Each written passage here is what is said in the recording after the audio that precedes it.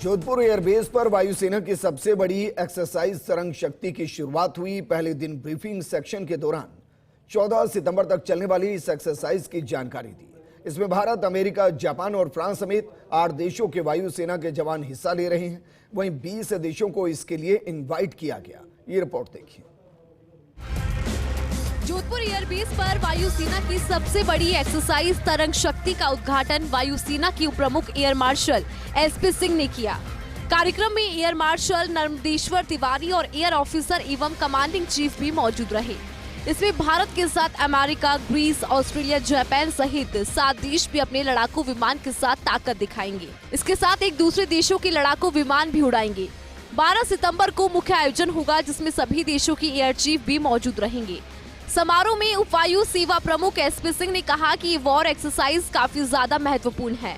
इसमें हमें एक दूसरे से सीखने और जानने का मौका मिलता है। उन्होंने सभी प्रतिभागियों से आग्रह किया कि वे खुलकर अपने विचार साझा करें। When it comes to aviation, we all understand that there is only one way to aviate safely. So I think we all have the same practices going on.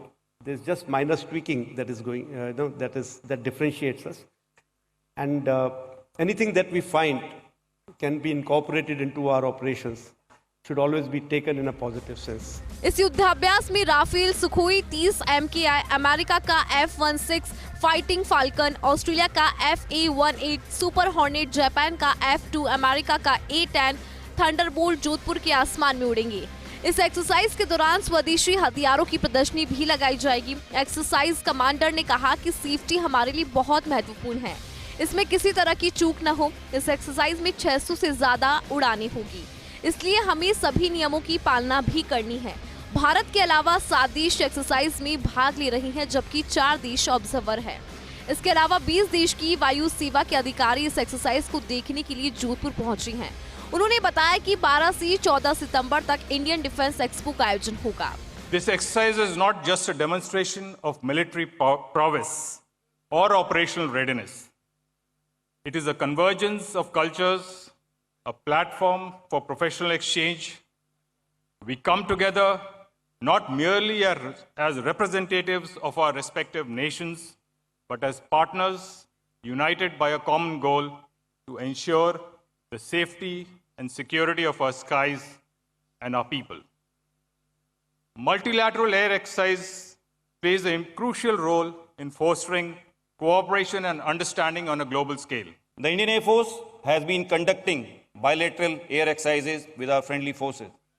We also been participating in bilateral as well as multilateral exercise abroad. The experience gained over the years by participating with our friendly forces has been very enriching.